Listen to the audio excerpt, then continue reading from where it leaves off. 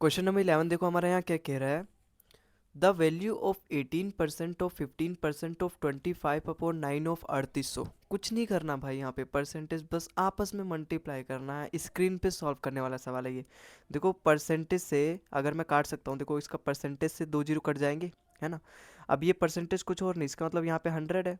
25 से ये भी चल जाएगा अपना 4 बार में, 9 से ये भी चल जाएगा अपना 2 बार में, बिल्कुल चल जाएगा। 2 से ये भी चल जाएगा 2 बार में, 2 से ये भी चल जाएगा 19 बार में। कुछ बचा यहाँ पे, 19 × 15 बचा 190 और 95 मतलब 285। ऑप्शन नंबर ए इसका बिल्कुल सही हो जाएगा। ठीक है भाई, आपको 15 × 19 करना है। ये नहीं कि आप वहाँ पे ऐसे करने लगो 15 × 19, 9×5 = 45, इस तरीके से नहीं करना भाई। इस 15 को आप 10 + 5 मान लो। 19 × 10 मतलब 190 और 19 × 5 मतलब 95। तो यहाँ पे 285 अपना ऑप्शन नंबर ए इसका बिल्कुल करेक्ट हो गया। आई होप आपको समझ में आया होगा। अगले सवाल पे चलते हैं। देखो यहाँ क्या कह रहा है। What percentage of the numbers from 101 to 1000 have 9 in units digit. बहुत ही अच्छा सवाल है, हालांकि इजी सवाल है, इसमें कुछ है नहीं, एकदम लॉजिकल सवाल है, कोई भी कर सकता है कॉमन सेंस में। कोई भी कंसेप्ट की जानकारी यहाँ पे आपको ज़रूरत नहीं है कि आपको ये वाला कंसेप्ट पता होना चाहिए। आखिर पूछा गया है सवाल में ये पूछा गया है, अगर मैं 101 से 1000 नंबर तक जाऊं तो ऐसे कितने परसेंट संख्या होंगी टोटल का जिनकी यूनिट डिजिट में नो आएंगी। यहाँ पे बोला है ना, what percentage of the number from 101 से 1000 हैव 9 इन यूनिट डिजिट। भाई 101 से लेके मुझे 1000 तक काउंट करना है। अब यहाँ पे जो पहला वाला मिलेगा वो तो 109 मिलेगा, फिर ऐसे मुझे 119 मिलेगा, फिर 129 मिलेगा, ये 100 वाली लाइन में 129, फिर 139 मिलेगा, फिर 149 मिलेगा, फिर 159 मिलेगा, फिर 169 मिलेगा, फिर 179 मिलेगा, फिर 189 मिलेगा, फिर 199 मिलेगा, फिर ऐसे ही मुझे 209 मिलेगा, फिर 219 मिलेगा। मैं पागलों की तरह पूरा कैलकुलेट थोड़ा ना करूँगा 999 तक। मैं यहाँ पे 999 तक मैं यहाँ पे कैलकुलेट नहीं करूँगा। देखो ये रहा 100 की लाइन में, फिर ऐसे यहाँ पे 200 की लाइन में आएगा, फिर ऐसे 300 की लाइन में आएगा, ऐसे 400 की लाइन में आएगा, ऐसे 5 की लाइन में, ऐसे 6 की लाइन में, ऐसे 7 की लाइन में, ऐसे 8 की लाइन में, ऐसे 9 की लाइन में। जब मैं 9 की लाइन में करूँगा तो 999 तक पहुँच जाऊँगा, मतलब मेरा टोटल 1000 तक हो जाएगा क्लियर। अब एक लाइन में अब मुझे 101 से कैलकुलेट करना है। मैं अगर 100 की लाइन में देखूँ कितने हैं, 1 2 3 4 5 6 7 8 9 10। ठीक है, अगर एक लाइन में मेरे 10 हैं यूनिट डिजिट, 10 ऐसे नंबर हैं जिनकी यूनिट डिजिट में 9 है, तो यहाँ पे कितने हैं भाई, ये 100 का लाइन, 200, 3 4 5 6 7 8 9, इसका मतलब 9 ऐसे लाइन है टोटल 100 के।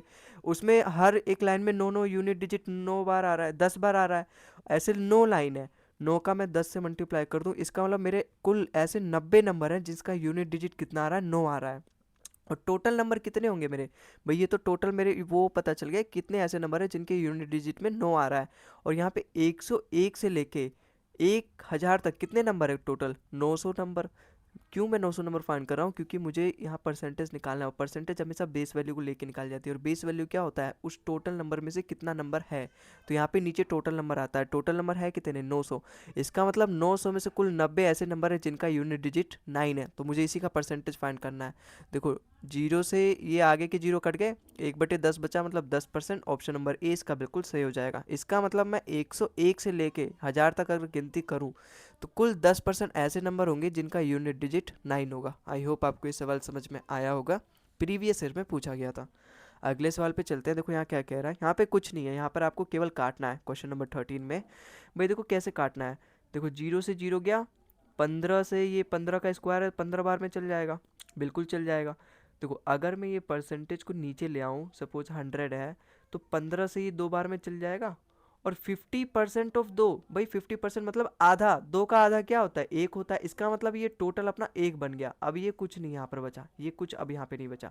परसेंटेज से ये परसेंटेज कट गया, 5 से ये 5 बार में जाएगा, 5 से ये 8 बार में जाएगा। इसका मतलब कुल मिला के मेरे पास अब कुछ और नहीं बचा, 5/8 इंटू 100 बचा है। भाई 1/8 आपको पता है 12.5% होता है। और वहीं अगर मैं 5/8 कर दूं, इसका मतलब इसकी मैं 5 से मल्टीप्लाई कर दूं, 12 5 जो 60, और 5 की अगर मैं इससे मल्टीप्लाई करूं 62.5। लेकिन यहाँ पे नीचे 100 भी है, तो मैं यहाँ पे इसकी 100 से एक बार और मल्टीप्लाई कर दूंगा तो कितना आएगा, 0.625%। मैंने आपको पूरा सॉल्व करके दिखा दिया। ऑप्शन नंबर ए इसका बिल्कुल सही आ जाएगा। ठीक है, आई होप आपको समझ में आया होगा। अगले सवाल पे चलते हैं। हालांकि ये सवाल ना आपको खुद सॉल्व करने चाहिए, फिर उसके बाद आपको वीडियो देखना चाहिए। पॉज करके खुद सॉल्व करने की कोशिश करो। जैसे क्वेश्चन नंबर 14 है, खुद सॉल्व करने की कोशिश करो। यहाँ पे बोला गया है find the sum of money which when increased by 15% it becomes 19,320। इसका मतलब मुझे उस सम ऑफ मनी फाइंड करना है, मतलब ऐसी राशि फाइंड करना है जिसको 15% इंक्रीज करने के बाद 19,332 आ रहा है, 320 आ रहा है। भाई पहले अपने आप में नंबर 100% रहा होगा, जब मैंने उसमें 15% बढ़ा दिया तो 115% हो गया ना उस नंबर का। और इसी सवाल में इसी की वैल्यू दे रखी है 19,320। मुझे फाइंड करनी है 100% की वैल्यू।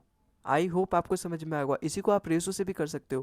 भाई 15% की फ्रैक्शन वैल्यू होती कितनी है, 3/20। इसका मतलब पहले अगर मेरा नंबर 20 रहा होगा ना, तो उसमें से 3 बढ़ के 23 कर दिया गया होगा। और इसी 23 की वैल्यू दे रखी है 19,320।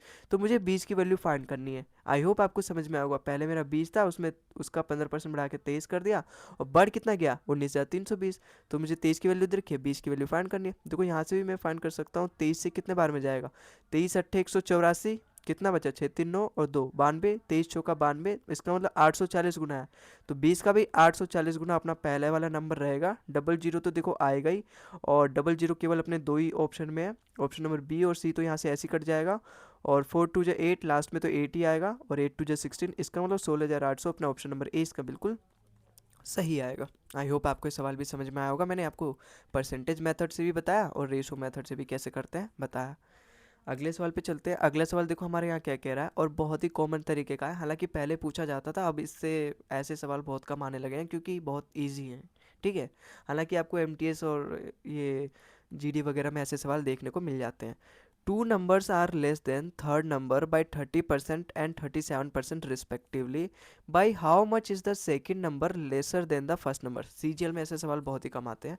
भाई दो नंबर है, एक नंबर 30% कम है, दूसरा नंबर 37% कम है रिस्पेक्टिवली।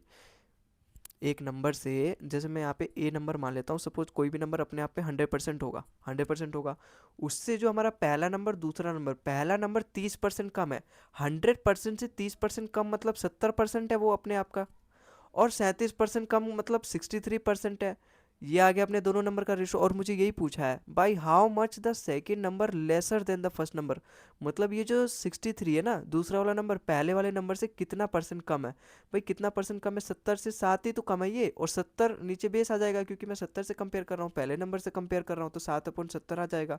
7 से ये 70 जाएगा, 1/10 आ जाएगा, और 1/10 मतलब 10%। इसका मतलब मेरा दूसरा वाला नंबर पहले वाले नंबर से 10% कम है। ऑप्शन नंबर डी इसका बिल्कुल करेक्ट आ जाएगा। ठीक है, तो आई होप आपको ये सवाल भी समझ में आया होगा।